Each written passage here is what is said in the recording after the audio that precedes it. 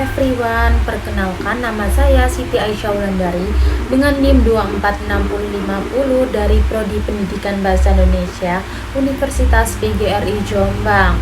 Nah, pada kesempatan kali ini saya akan memaparkan materi tentang pemerolehan bahasa menurut Lev Vygotsky. Sebelum masuk ke pembahasan teori, terlebih dahulu saya akan menjelaskan secara singkat mengenai biografi tokohnya.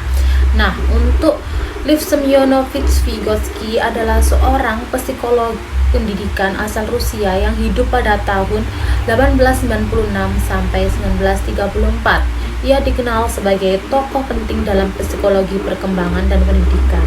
Vygotsky banyak meneliti hubungan antara bahasa, pikiran, dan budaya dalam perkembangan manusia. Nah, dari hasil pemikirannya lahir konsep penting seperti interaksi sosial, zone of proximal development atau ZPD, dan scaffolding. Meskipun usianya relatif muda ketika wafat, gagasan Vygotsky tetap berpengaruh besar dan menjadi dasar dalam pembelajaran yang bersifat kolaboratif. Nah, pada kesempatan kali ini saya akan memaparkan teori Vygotsky tentang teori interaksi sosial dan zone of proximal development atau ZPD. Teori yang menjelaskan bahwa perkembangan bahasa terjadi melalui interaksi antara individu dengan lingkungan sosialnya. Langsung saja kita langsung ke slide selanjutnya, yaitu latar belakang teori.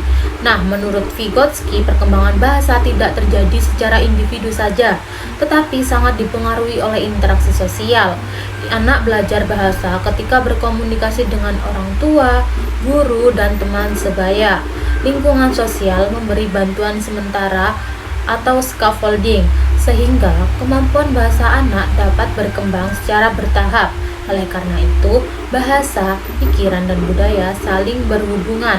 Nah, selanjutnya yaitu konsep inti Vygotsky. Konsep utama dalam teori Vygotsky adalah bahwa interaksi sosial menjadi dasar perkembangan kognitif dan bahasa. Bahasa juga berfungsi sebagai alat berpikir. Pada awalnya, anak menggunakan bahasa secara sosial, kemudian diinternalisasi menjadi inner speech atau bahasa batin. Nah, di sini peran guru atau orang dewasa sangat penting sebagai pembimbing perkembangan bahasa. Nah, selanjutnya yaitu Zone of Proximal Development atau ZPD. Nah, Zone of Proximal Development adalah jarak antara kemampuan yang dimiliki siswa saat ini dengan kemampuan yang bisa dicapai apabila mendapatkan bantuan. Nah, proses belajar paling efektif terjadi ketika tugas sedikit lebih sulit dari kemampuan siswa, tetapi masih bisa dicapai melalui bimbingan. Dengan dukungan yang tepat, kemampuan siswa akan meningkat secara bertahap. Selanjutnya yaitu scaffolding. Scaffolding berarti bantuan sementara yang diberikan guru atau orang dewasa dalam proses belajar bahasa. Misalnya, guru memberikan model kalimat terlebih dahulu, kemudian memberi petunjuk secara bertahap. Ketika kemampuan siswa meningkat, bantuan dikurangi sedikit demi sedikit, sampai siswa mampu menggunakan bahasa secara mandiri. Nah, selanjutnya yaitu implikasi dalam pembelajaran bahasa. Nah, dalam pembelajaran bahasa, teori Vygotsky mendorong penggunaan aktivitas kolaboratif seperti dialog, role-play, dan diskusi kelompok. Nah, interaksi antar siswa maupun antar siswa dan guru itu sangat penting. Materi diberikan secara bertahap dari yang mudah ke yang lebih menantang. Dan proses perkembangan siswa dalam ZPD juga perlu diperhatikan, bukan hanya hasil akhirnya saja. Nah, selanjutnya yaitu contoh penerapan di kelas. Nah, sebagai contoh pada pembelajaran speaking, yang pertama, guru memberikan contoh dialog sederhana, kemudian siswa menirukan bersama-sama. Setelah itu, siswa berlatih secara berpasang-pasangan, sementara guru tetap memberi koreksi ringan. Lama-kelamaan, bantuan dikurangi hingga siswa mampu berbicara secara mandiri. Di sini terlihat perpindahan dari ketergantungan menuju kemandirian melalui scaffolding. Nah, selanjutnya yaitu kelebihan teori Vygotsky. Nah, kelebihan teori ini adalah menekankan peran sosial dan budaya dalam perkembangan bahasa. Teori ini sangat relevan untuk pembelajaran bahasa yang komunikatif.